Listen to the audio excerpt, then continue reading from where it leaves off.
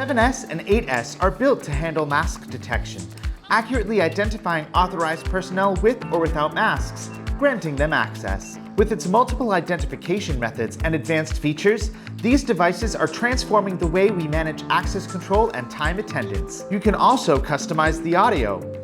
Don't forget to subscribe. Not only that, but the 7S and 8S can also act as a time attendance device through the management platform.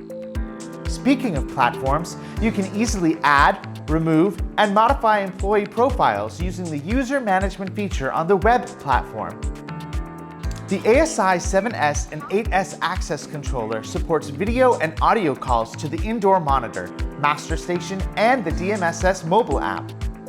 While we're talking about the DMSS app, you can access live view and playback, open doors, and gather real-time event reports remotely from your phone.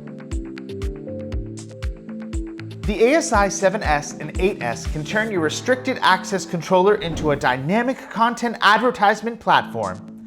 It enables businesses to engage their audience with personalized video ads and promotional images, transforming the delivery of advertisements in retail stores, restaurants, and corporate offices.